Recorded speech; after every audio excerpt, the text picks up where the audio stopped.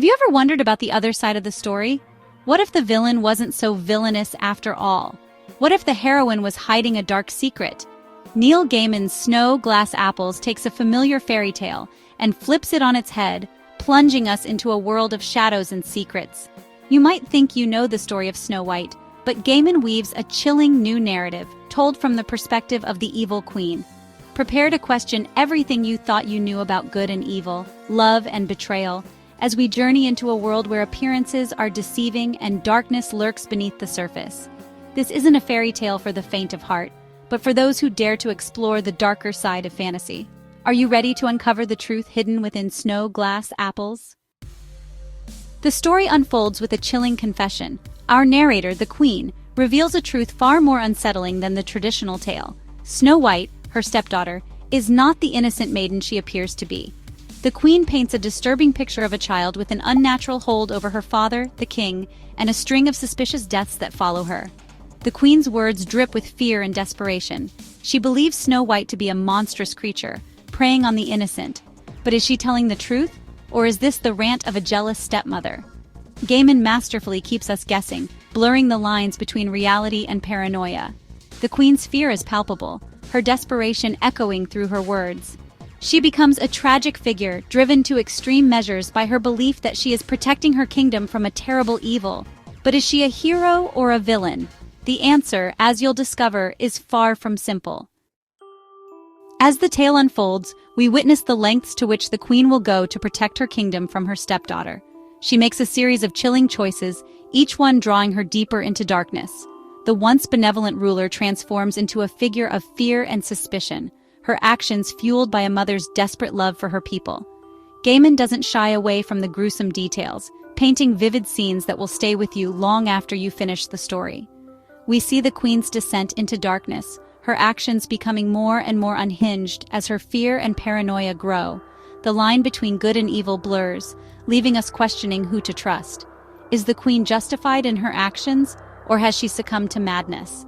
As the story races toward its climax, we're left wondering, can the Queen save her kingdom from Snow White, or will she become the monster she fears most? Before we continue, if you're enjoying the content, hit like and subscribe for more insightful summaries. Enter the Huntsman, a figure shrouded in mystery and danger. Tasked with taking Snow White into the woods and returning with her heart as proof of her demise, he becomes a pivotal character in the Queen's plan. But the Huntsman, hardened by years of violence, senses something is amiss. He sees through the facade of the innocent child and recognizes the darkness that lurks beneath. The encounter in the woods is a turning point in the story, a clash between the Queen's desperation and the Huntsman's growing suspicion. Gaiman masterfully builds tension, leaving us on the edge of our seats as the fate of both Snow White and the Queen hangs in the balance. The Huntsman's role is not what it seems. He becomes both a pawn and a player in the Queen's game, his actions holding the power to either save or condemn her. Will he follow his orders, or will he forge his own path, defying the Queen and potentially altering the course of the kingdom's fate? Desperate to protect her people, the Queen makes a fateful decision. She enters into a pact with a dark and ancient power, sacrificing a part of herself in exchange for the strength to defeat Snow White. This pact, shrouded in shadows and whispers, reveals the true depths of the Queen's desperation and her willingness to do whatever it takes to save her kingdom. But the pact comes at a price.